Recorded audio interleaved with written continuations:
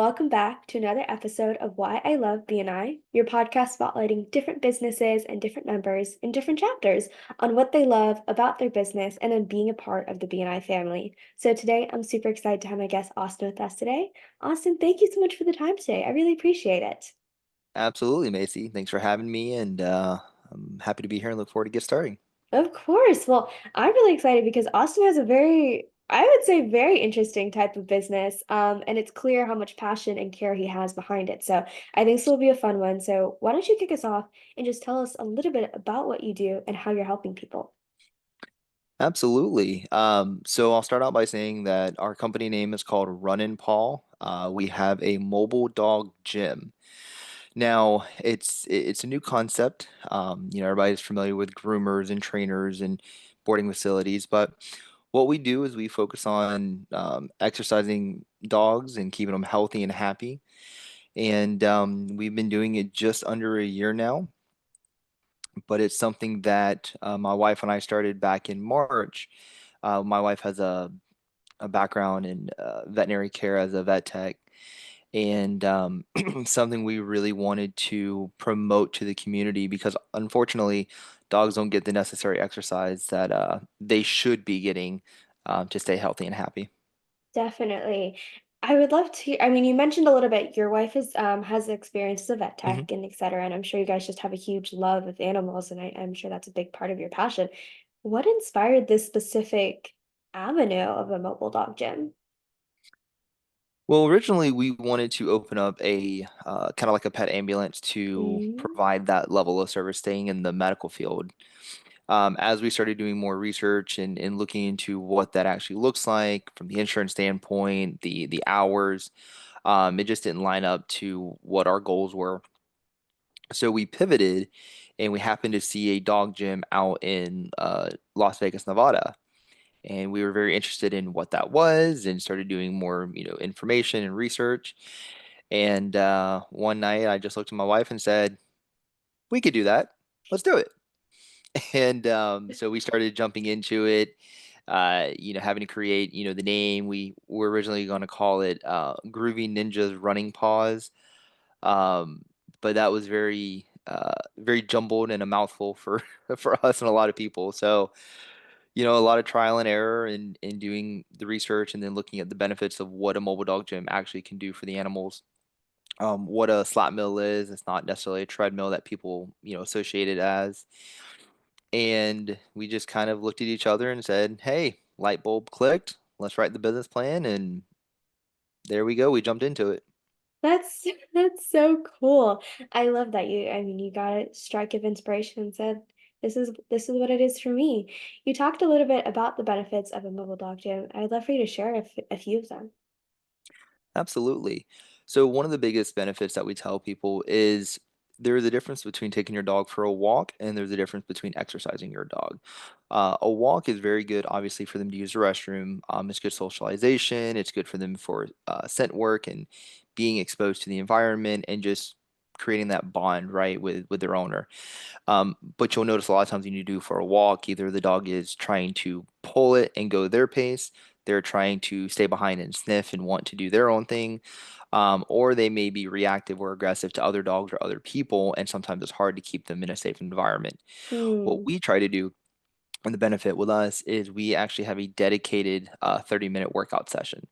So we actually come to the client's house in our mobile climate controlled van. We have non-motorized treadmills, so that way the dog can exercise at whatever pace they want to go, whether Hmm. they want to run super fast like a gazelle or they want to just, walk like a baby hippo going, a mile an hour. So, once like I said, we pull up in our mobile van. Once we get them in, we let them, become comfortable. We work on building their confidence. And we have to train them a little bit of how to do the slant mill, especially if they've never done something like that before. But once they get started, it's all about that dedicated, structured exercise.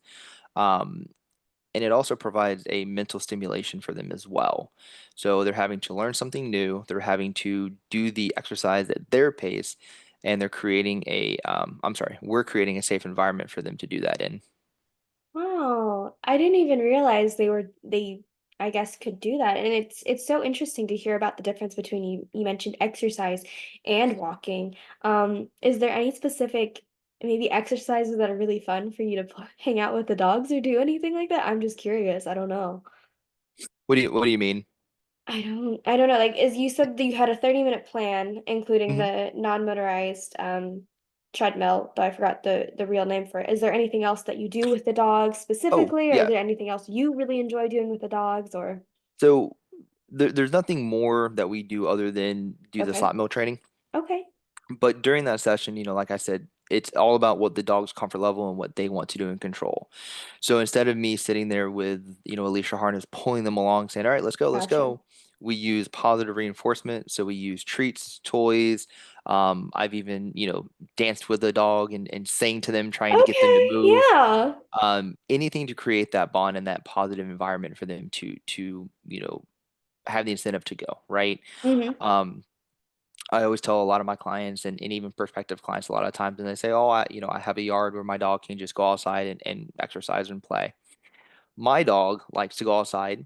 He will find the sun, he will sunbathe, he'll zoom for 5 minutes, and then if I'm not out there, engaging with him or mentally keeping him active, he's just like, all right, he'll lay there or he'll come inside and lay back on the couch. So that's really what it's all about is keeping Gotcha. them engaged, keeping them motivated, and then again, the exercise portion once they're engaged will come. Okay, that's helpful for me. I mean, I don't have any pets personally. I've never had a dog in my life, so I don't really know what it takes, and I wouldn't understand what you're Sure. supposed to do with them. So I appreciate you taking the time to clarify for me. For us newbies over here learning for the first time. I'd love to hear how many dogs do you have? So right now we only have one. When I met my wife about 8 years ago, she actually rescued a dog that was not in the best situation. So we had them for a while. She passed a couple years ago, but we've had reptiles along the way. We also currently have two birds.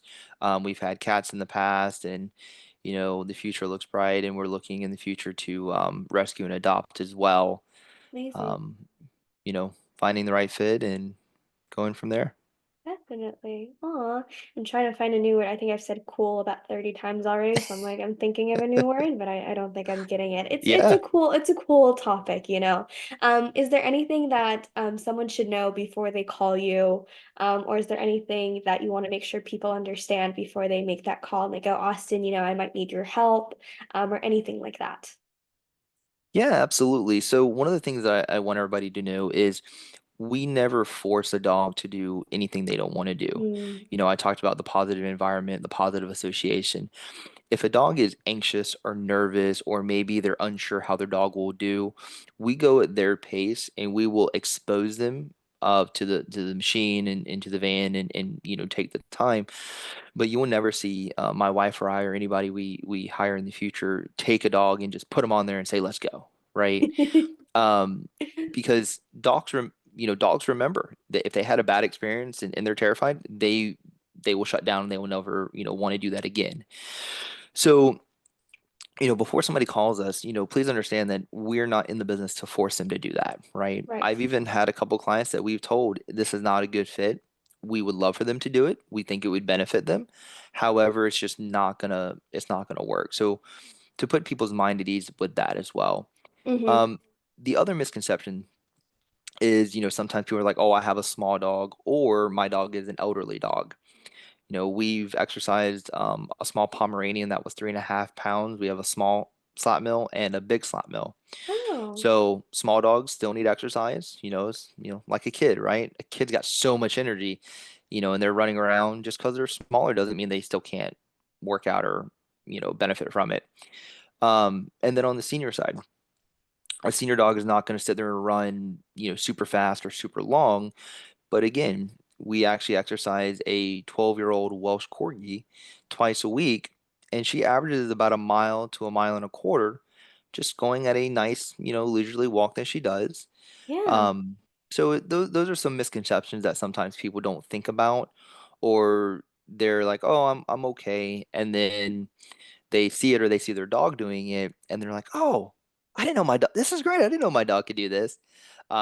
So it's great for us to see that, not only the confidence soar, but how happy the dog can be. And then the owner, because it's an emotional bond, that we have with our pets. So just being able to see them enjoy the experience as well. Mm-hmm. Oh, and one other thing I wanted to mention, we actually love for people to be in the vehicle with us so they can be a part of the experience. We don't, take your dog and say, all right, bye, and shut the door. Um, it creates that, again, that positive association with you, with us, and the animal, but it also helps create the experience together, right? Mm-hmm. We have some clients that choose not to be in the vehicle. That's completely fine. But we're very transparent. Um, Animal safety is number one across the board the entire time we're there, and even after.